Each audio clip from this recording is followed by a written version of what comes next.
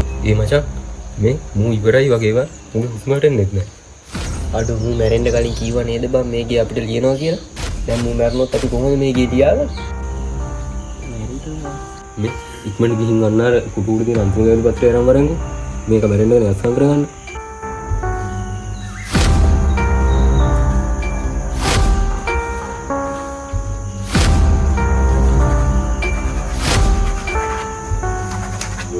මේ පෑන ලියවෙන්නේ නෑ බං.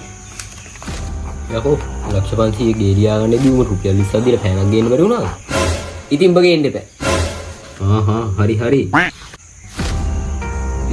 මූ තාම රස්නේ බං. මේ අත්තර ගහගන්න ගමුට මැරෙන්න දෙන්න බෑ බං. මූට පුදුම සතුනේ දීපන්කෝ. ඊයා මට බෑ ඔබ දීපන්කෝ.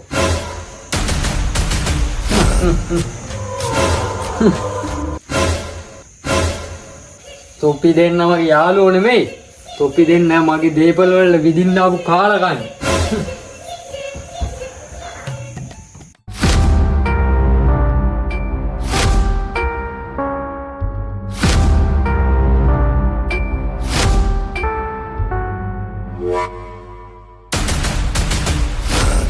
උඹ හිතුවද උඹ අපි ඇල්ලුවා කියලා? උඹ ඔය මොන වතුරයකට අපි කලින්ම වහ දැම්මා. උඹ මැරලා කියලා රංගපාන වලින්ම අපි එක්කලා. මොකක්? යකෝ තොපිට මං සල්පේ සහෝදරයෝ වෙනවා වගේ. සහෝදරයෝ වුණත් සල්ලි ඉස්සර හැ නෑදෑකම් නෑ මචං. තව විනාඩි 2කින් උඹේ සෙල්ලම් ඉවරයි.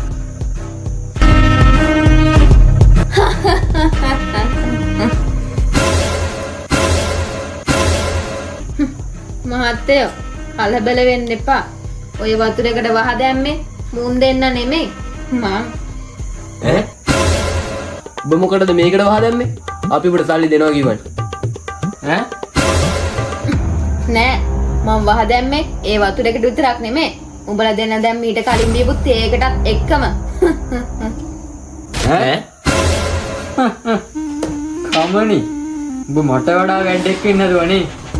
තොපි දෙන්න මම මරන්න හැදුවනේ. මහත්තයයි මැරුණේ නැත්තේ? මං දන්නවා තොපි ඔක්කොම මට ගේම දෙන්න තා බලන් ඉන්නේ කියලා. වහදාපු වතුර එක බීවේ උඹම තමා කමනි. මම වතුරේ කලින් මාරු කරා. දැන් තොපි ඔක්කොම මැරෙන්න යන්නේ.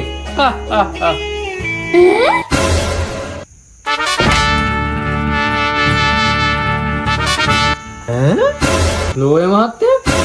හොව් හැමෝම ඉන්න තැන් වල ඉන්න. ඈ? නන්දේ මම ඔක්කොම රෙකෝඩ් කරා. ඔයා කොහෙද මෙහි?